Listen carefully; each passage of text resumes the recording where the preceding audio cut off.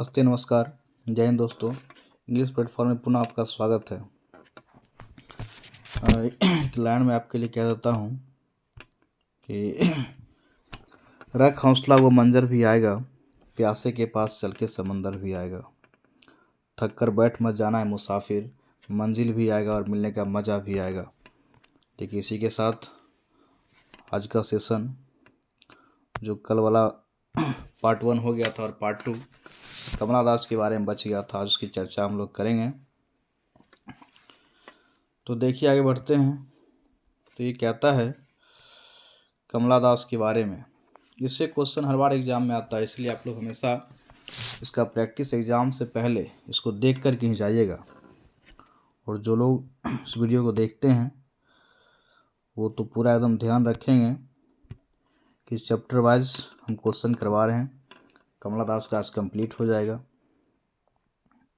तो देखिए पहला क्वेश्चन है, कल 20 तक हो गया था।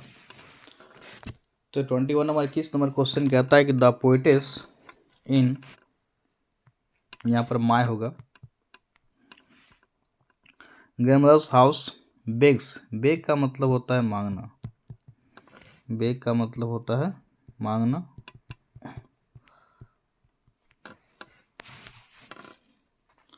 बेग का मतलब होता है मांगना। तो कह रहा है कि कमला दास जो है मांगना होता है। तो कह रहा है कमला दास जो है किसके दरवाजों पर मांगती थी। तो फ्रेंड ऑप्शन गलत है, फैमिली गलत है, इन्हें दुश्मन गलत है, स्ट्रेंजर अनजान के दरवाजों पर जाकर के वो वही प्यार तलाश करती थी जो उन्हें दादी माँ से मिलता था।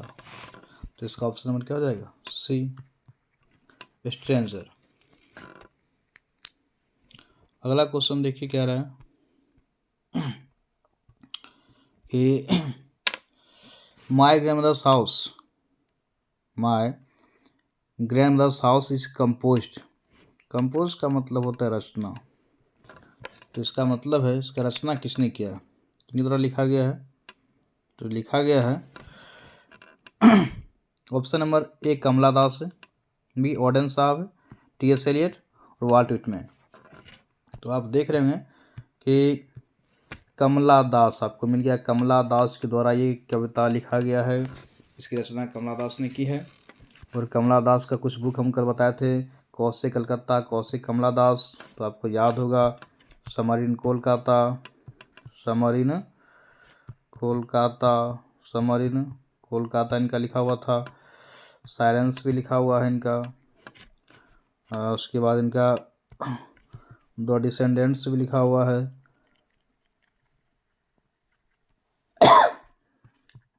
द डिसेंडेंट्स भी इनका लिखा हुआ है।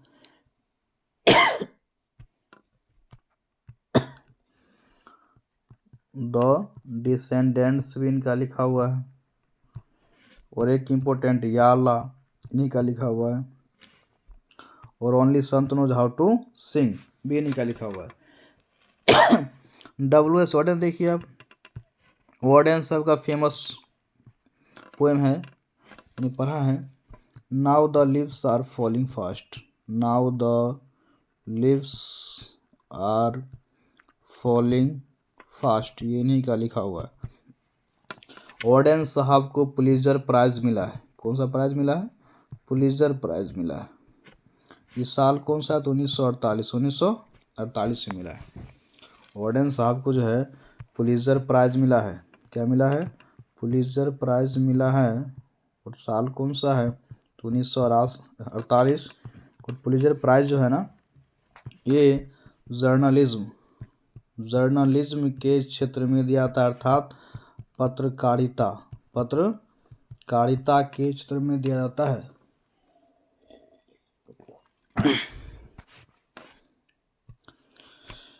आगे है वाल्ट व्हिटमैन, इनको T S. Eliot, C number. Eliot साहब का तो बड़ा फेमस बुक है, हम लोग पढ़ते हैं, बड़ा फेमस पोएम है, Macavity the mystery cat, Macavity the mystery cat इन्हीं का लिखा हुआ है। टी.एस. एलियट का। ठीक है, चलिए मैकबेटी डोमेस्टिकेट, इसमें मैकबेटी जो है ना एक कैट है, ये क्या है, कैट है। ठीक है, आपको याद होगा स्कॉटलैंड यार्ड, मैकबेटी में एक वर्ड था Scotland Yard, Scotland Yard, Scotland Yard, ये the headquarter of London police, अर्थात ये लंदन पुलिस का हेडक्वार्टर मतलब मुख्यालय, उसके स्कॉटलैंड यार्ड कहते हैं। और ये मैकबेटी जो था ना, ये स्कॉटलैंड यार्ड के लिए बैफलमेंट था, मतलब सर दर्द था, परेशानी का सबब था उसके लिए। पूछता है सवाल, dash is the bafflement of Scotland Yard, तो ऑप्शन मारेंगे मैकबेटी। आगे बढ़िए, कहता है Kamala Das is dash poet, तो बड़ा फेमस क्वेश्चन है, खूब पूछता है। कमला दास का संबंध कहाँ से है, तो कमला दास का संबंध है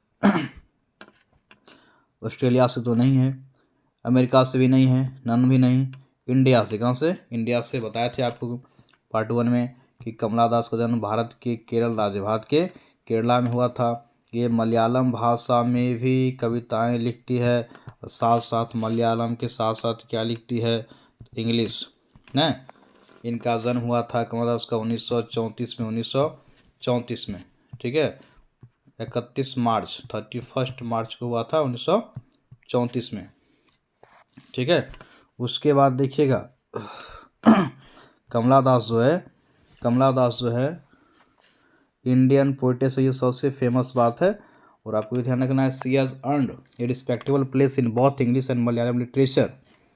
और इन्हें एक प्राइज मिला था, उसका नाम था नोबेल प्राइज। क्या नाम था, नोबेल प्राइज 1984 में। पूछेगा किसके लिए, तो बताना है किसके लिए, तो लिटरेचर मतलब साहित्य के लिए।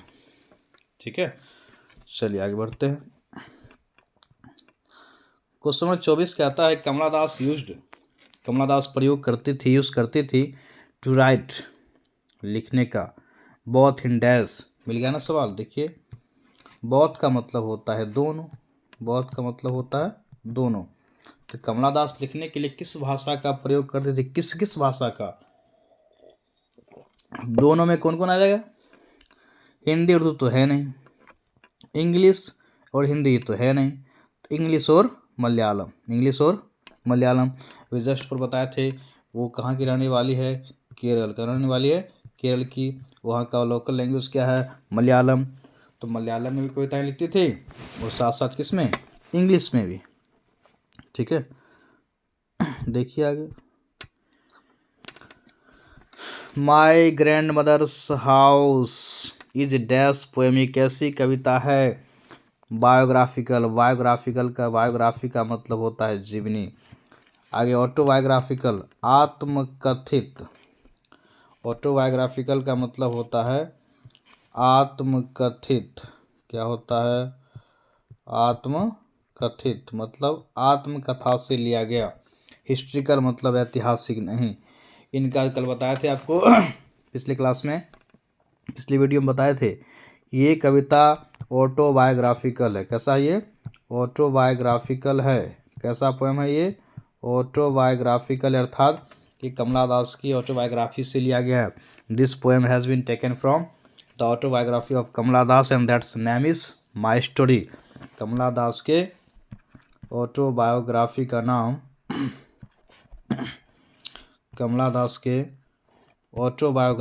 नाम जो है ना, ऑटोबायोग्राफी का नाम क्या है भाई, तो ये है माई स्टोरी। क्या नाम है इसका, माई स्टोरी। और इसका पब्लिकेशन 1976 में हुआ था, जबकि इस कविता चलिए अब आगे देखिए, क्वेश्चन कहता है ऑटोबायोग्राफी होता है क्या। इसका मतलब ये होता है कि इसका मतलब जब कोई व्यक्ति अपनी लाइफ के बारे में अपने हाथों से खुद लिखता है तो उसे ऑटोबायोग्राफी कहते हैं। और जब कोई आदमी किसी और के बारे में लिखता है तो उसे बायोग्राफी कहते हैं। उसे जीवनी कहते हैं। देखिए नेक्स्ट कहता है कमला दास रिमेंबर्स याद करती हैं the house love and company of her dash. कहता उस घर को याद तो करती हैं, उस प्रेम को भी याद करती है। कंपनी का मतलब होता है साथ, क्या होता है? साथ। तो किसके साथ को याद करती है? किसके साथ को याद करती है? तो ऑफ हर डैश, आपको यहाँ पर हर दिख रहा होगा, तो कह रही कि किनके साथ को, हर आपको दिख रहा है, तो किनके साथ को याद करती हैं? तो ग्रैंड डॉटर होगी नहीं, पोती तो होगा नहीं, ग्रैंड फादर दादाजी, ग्रैंड मदर चैप्टर का नाम ही है माय ग्रैंड मदर्स हाउस, मेरी दादी माँ का घर। तो कमला दास अपनी दादी माँ को याद करती है, अर्थात ऑप्शन सी क्या है? सही है।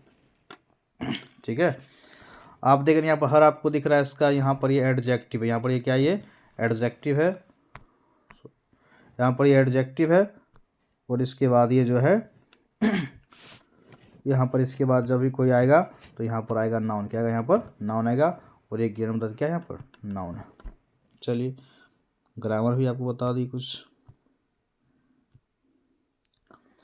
27वां क्वेश्चन कहता है हु वांट्स टू गो, कौन जाना चाहती है, एंड हैव ए लुक, और देखना चाहती है, फ्रॉम द विंडो, किससे? खिड़की से देखना चाहती है। तो आपको याद होगा Kamala how often I think of going there to peer through the blind eyes of windows. वो कहती है कि मैं कितनी बार सोचती हूँ वहाँ जाने के बारे में, और वहाँ की बंद पड़ी खिड़कियों से झांकना चाहती हूँ। And just listen to the frozen air, और वहाँ की ठंडी हवाओं को महसूस करना चाहती हूँ न। तो ये लाइन कौन कहती है भाई? कौन जाना चाहती है? तो कौन है? अपने सामने दिख रहा है कमला दास, कमला दास। और ये मिल गया सरोजनी नायडू, इनके बारे में जानिए। ये जो है मोहतरमा, ये है द नाइटिंगेल ऑफ इंडिया, इन्हें कहा जाता है भारत का बुलबुल। क्वेश्चन एग्जाम पूछ चुका है, द नाइटिंगेल ऑफ इंडिया, इन्हें भारत का बुलबुल कहा जाता है, अर्थात भारत कोकिला, भारत कोकिला इन्हें कहा जाता है। उसके बाद इनका एक बड़ा फेमस पोएम है विलेज सॉन्ग, इन्हीं का लिखा हुआ है, विलेज सॉन्ग, ग्राम्य गीत, ग्राम्य गीत। सवाल पूछा है क्वेश्चन। 28 नंबर क्वेश्चन है सी सेज, वह कहती है behind my bedroom's door, behind my bedroom's door, अपने बेडरूम के दरवाजे के पीछे, लाइक डैश, किसके समान? तो आपको याद होगा उनका कहना था कि मैं दादी माँ घर जाऊंगी और वहाँ पर कि वहाँ का जो अंधेरापन है न, pick an are full of the darkness to bring it here to lie the behind of my bedroom's door, उसे ला के वहाँ के अंधेरेपन को अपने बाहों में समेट करके यहाँ लाऊंगी, और एक शिकारी कुत्ते के समान, एक शिकारी कुत्ते के समान जो है अपने बेडरूम के दरवाजे के पीछे क्या करूँ, उसे रख दूंगी।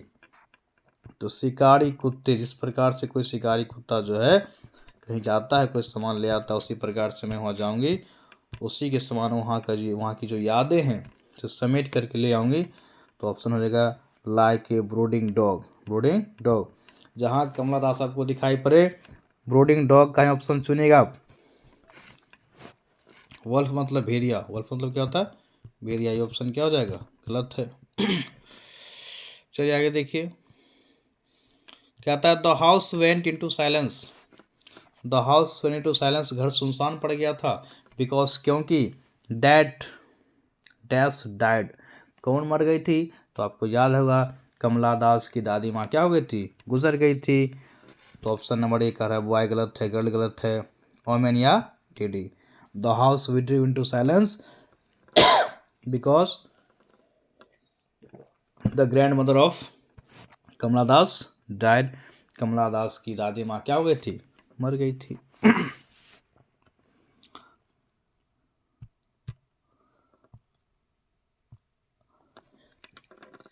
अब क्वेश्चन क्या रहा है, देयर विल बी कंप्लीट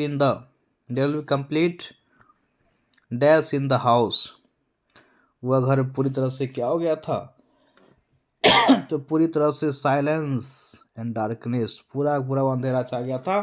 और दादी माँ के मरने के बाद वो घर सुनसान क्या हो गया था, सुनसान पड़ गया था, साइलेंस हो गया था, साइलेंट पड़ गया था। इनके बारे में आप जान रहे हैं, व्हिटमैन के बारे में। इन्होंने लिखा है, कविता है सॉन्ग ऑफ माई सेल्फ।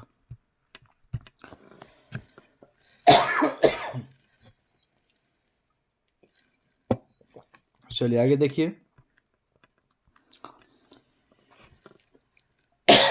कहता है सी सेज दैट, वह कहती है कि she can't receive such love at death door, उन्हें ऐसा प्यार नहीं मिल सकता है, कहाँ नहीं, तो अनजान के दरवाजे पर, स्ट्रेंजर्स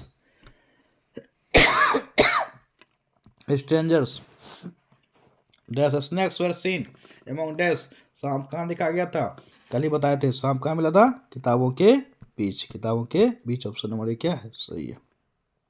बुक नहीं, बी बुक्स, किताबों के बीच, बी सही होगा। चलिए धन्यवाद दोस्तों, अगर आपको अच्छा लगे तो लाइक और शेयर कीजिए और कमेंट भी कीजिए कि वीडियो आपको कैसा लगता है, इससे मुझे सपोर्ट मिलता है, मैं आपके लिए काम करूँगा। धन्यवाद।